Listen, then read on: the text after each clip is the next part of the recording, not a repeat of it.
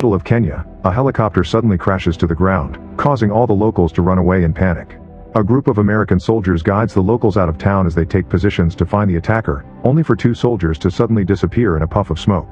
The group immediately opens fire at an invisible enemy, but when the leader turns around, he sees something explode. The discharge sends him flying and knocks him out. Sometime later, the soldier wakes up in a prison cell with no memory of where he is, how he got there, or even his name. There's a serious cut on his arm, the police station is in ruins, and the power is failing. Desperate for answers, he looks around and discovers a loose brick on the wall, so he takes it off to look outside, only to discover a helicopter crashing to the ground in the area in complete chaos. He starts yelling for help, but this causes the prisoner in the next cell to scold him because making noise will get them killed.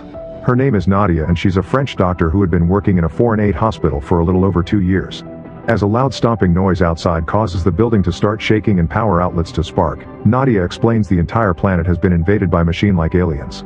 Terrified, the guy starts yelling for help through the hole again, ignoring Nadia's warnings. Unfortunately, she's right and soon a bunch of men enter the police station looking for trouble. After killing the hostage they brought, they remember that there's a special reward for catching Americans, but Nadia can't understand what they're saying. The American reveals he can speak their language and tries to negotiate, but they only laugh as they let him out. The soldier immediately starts fighting the group leader, exchanging a few hits before they end up falling through the window. Meanwhile, the other two thugs go into Nadia's cell, but she quickly defends herself with a glass shard and takes the thug's gun to shoot him. The other guy puts up a tougher fight and pushes her against the wall, but Nadia finds another loose brick and hits him. Then she takes his weapon and shoots him too. At the same time outside, the American soldier also steals a weapon and shoots the leader. Another thug comes after him with a taser, but to the American's surprise, he is able to grab it and send the electric shock back to the guy, electrocuting him out. Before he can accept the idea of having powers, he turns around and notices the alien robots coming after him. This is the thing that caused the stomping noise and its huge size is terrifying. As people run away in panic, the American soldier rushes to hide inside a wrecked car, yet the robot still manages to scan him from afar, however it just leaves without doing anything. Afterward, the American soldier goes back inside for Nadia, who sees the word Bo on his sleeve and decides to call him that.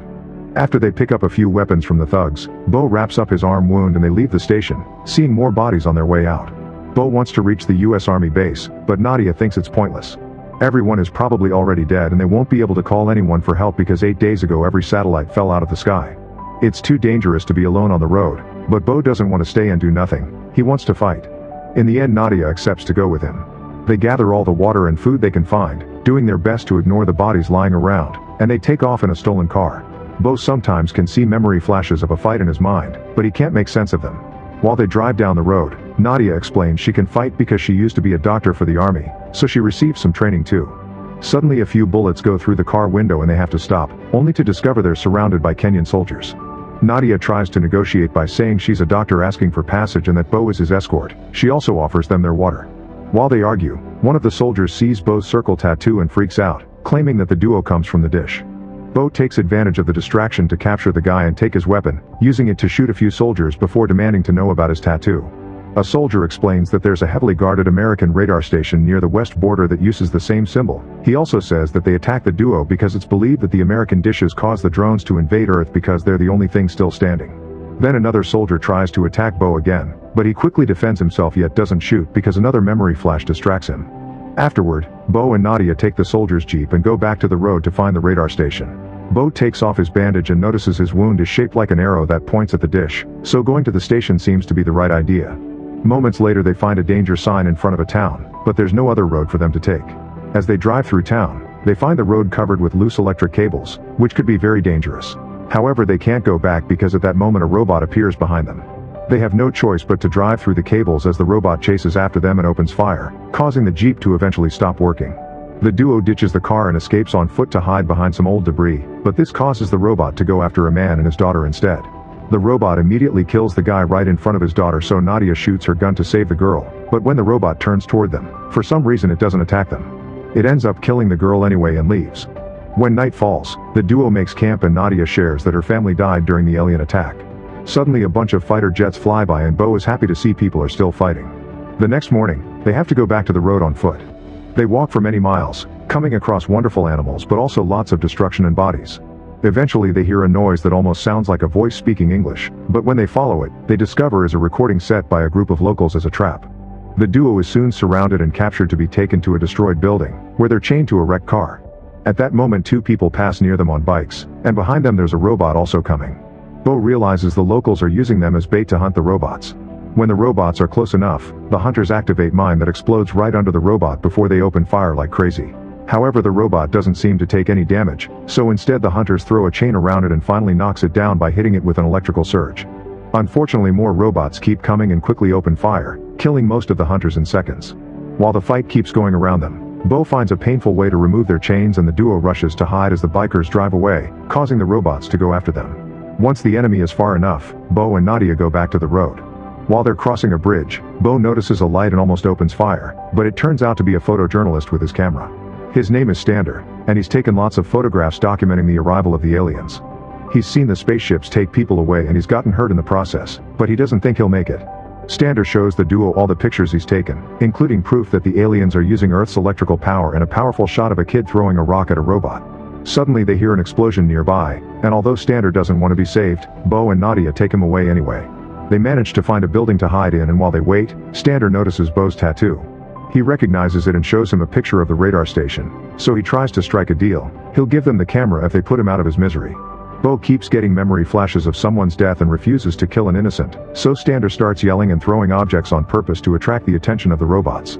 Seeing no other choice to survive, Nadia proceeds to choke Stander to death. Afterward the duo returns to the road, but this time, they use the photographs as clues to figure out the most direct way to the radar station.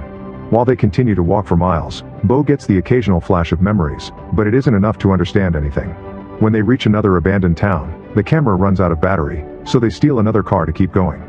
A few hours later in the middle of the road, the duo hears weird noises on the car radio and stops to investigate, finding a destroyed robot nearby.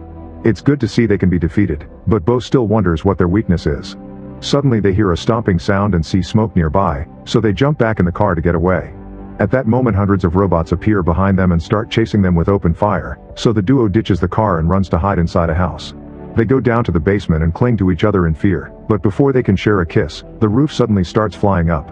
The alien spaceship starts sucking up the couple as well, but in just a few seconds, Bo is dropped to the ground and only Nadia is taken away.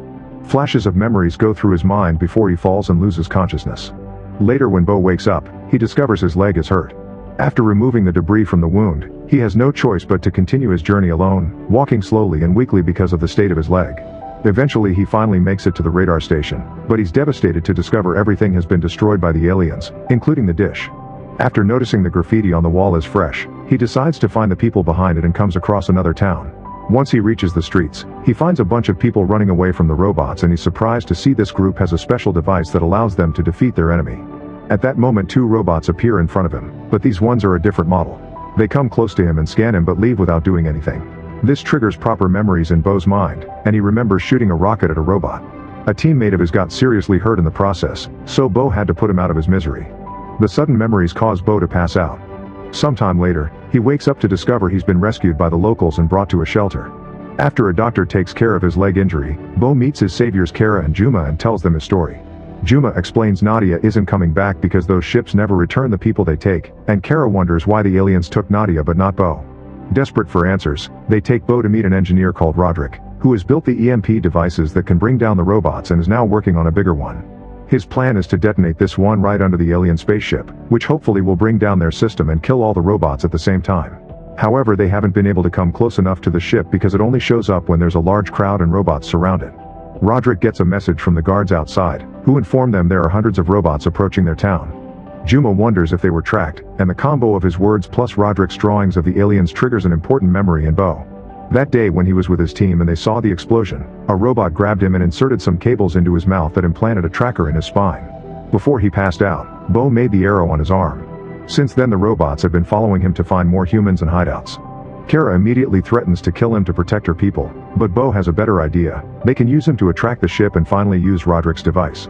The group immediately makes a plan to find the ship's usual kidnapping spots, and while they're getting ready, Bo thinks he sees Nadia again. Unfortunately, it's just a woman that looks like her. Once the team is armed, they take the device through a tunnel to reach downtown safely. Sadly, as soon as they come out, they accidentally trigger a hidden bomb that kills a few of them. At that moment they see the spaceship flying in the opposite direction, so they re-enter the tunnel to follow it as a big robot opens fire on them. It kills 2 more team members, but it isn't capable of following them because of its size. After they walk for a while, Unfortunately, they come across the smaller robots, who quickly open fire and Kara gets hurt in the process. The team manages to shoot down the robots before they can kill anyone, but they can hear more coming. So Kara tells them to go while she stays with the grenades to buy them time. The group runs away with the device, and when more robots show up, Kara dies as she stops them with a big explosion. Meanwhile, in the shelter, Juma and a doctor are trying to help people evacuate, but the smaller drones have reached this area too. The doctor soon gets killed, but Juma manages to run fast enough to return to his people. As they try to speed up the evacuation, they discover the robots are making their way inside through the vents, so they get ready to fight instead. As soon as the robot comes out, the locals surround him and attack it without mercy. Back to the team, they find a bunch of robots gathering people for the incoming spaceship. Bo throws one of Roderick's EMP grenades at one of the robots to destroy it, and this distraction allows people to start running away. However, the robots try to go after them and open fire, causing the battery of Roderick's EMP device to get damaged. While Roderick tries to fix it to no avail, Bo remembers the picture and throws a rock at the robots to distract them, but they only glance at him before attacking people again. Then Bo remembers that the tracker has given him a reaction to the robot's electrical power and gets an idea. He touches the fallen robot with one hand and the device with the other to transfer the power, which puts him in great pain but also successfully powers up the device. An EMP explosion immediately goes off, not hurting anyone but bringing all the robots down in seconds, including the ones in the shelter. As power goes out in the whole area, the spaceship also starts falling and eventually crashes on Earth in another huge explosion. While the people around them realize the war against aliens is finally over, Roderick checks on Bo, who is finally getting the rest of his memories back. However, he decides to keep his name as Bo. Make sure to subscribe and turn on notifications so you can watch more videos like this. Thanks for watching.